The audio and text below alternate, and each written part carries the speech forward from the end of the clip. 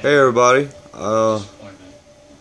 just want to make a short video on some things I'd figured out flying my drone FPV. First thing I'm going to show you is a simple little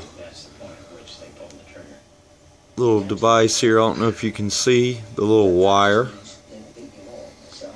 and then I got the feet marked.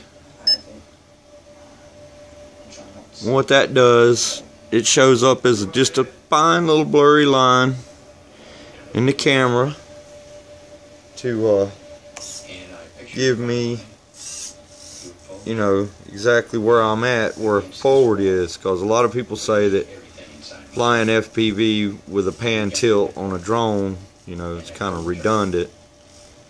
And, you know, you can pan to the left and right with the whole drone, but I like the idea of being able to look around. And when I cut this off, it centers on that, and I can also see it to where I know I'm looking straight forward, and if I see the tip of it, I'm looking down. So it just gives me a little point of reference, you know, just for flying, and a little bit of stability. The next thing I want to show you is my Spektrum DX8 radio. I was trying to make it a little more drone friendly, and the button to activate the head tracker was right here, and it was kind of hard to hold that button in and, you know, hold the throttle steady at the same time. So I thought about getting a push button, you know, that would stay in, plunge, close, or open. And I don't know, it just really didn't work for me. So I decided to take a toggle out of one of my spare DX4 radios and put it on here for that. But it was still kind of cumbersome to hit that, you know. So my thinking was, the next thing, you know, this is where the trainer bind. You flick it up and bind, you know, all that. I'd been using this over here for the throttle kill, and kind of didn't like that either. So you can do this mod without buying an extra switch. You could actually put this one in here and have these two on the same spot. But what I've ended up doing is putting the bind right here, and it also activates my head tracker. I can turn it on, turn it off, flick it up to bind, and you can do it that way. And I made this the gear. The gear was here, and the trainer was here, so I swapped it out with a toggle, 2-position toggle, and I put the gear here, which I don't use anyway on anything that I fly. So I got to thinking, you know, I don't like this long throat switch here. You know, you could accidentally cut the motor, throttle cut. You know, that's what I was using it for right here.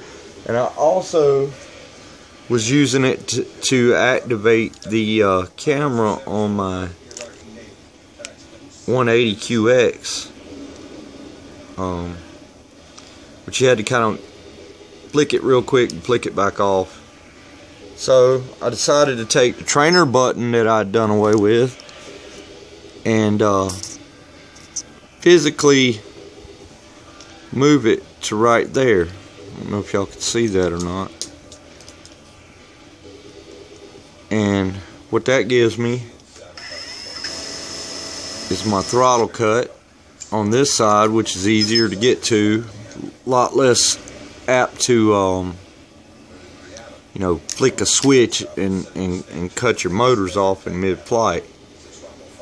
And there again, I didn't really have to use the spare switch for the DX4, but it makes it short so it's not poking out something in the way, and you still got a full gear 2 position if you need it. I don't use it. And so this is my trainer and my slave, to operate my Fat Shark, and I can leave it in an active mode all the time, and use my point of reference to tell if I'm looking forward, and my little points of reference on the landing gear there. So that works out pretty good for me. And thought I might just share that tip. I may not be the only one that's thought of that, and I'm not going to bust it open and show you how I done it.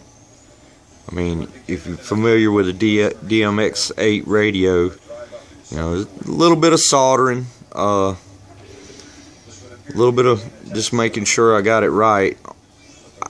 The wiring on this switch, there's 3 positions. I had to go to the outside to make the throttle cut work. And when I use it to fly the Icarus, all I have to do to activate the camera is I can hit this button. It turns the camera on. I can hold it down, it switches to picture instead of video, and I can snap a picture with it now, and it's not over here and awkward to get to. It's completely away from the throttle, so I can steady the throttle. So just was trying to come up with ways to make it a little more drone friendly, and keep all the things that I wanted to do with it. So works out pretty good. I hadn't really tried with this little crosshair here yet. But I'm going to try it out. I may do something different. It's just a small wire, gets bent or something. It's really not that big of a deal, but just thought it might give me a little something to make sure that I know which direction I'm looking and which direction is straight forward, when I'm flying. And that way I can not have to switch this off and on so much. I can just kind of leave it active, and that's my little project I figured out. It takes a little time. You got to be careful. Of course, I use this for my mode switch. This is a QX3. There's the mode. Return to home. And you still hold it down, and 4 times.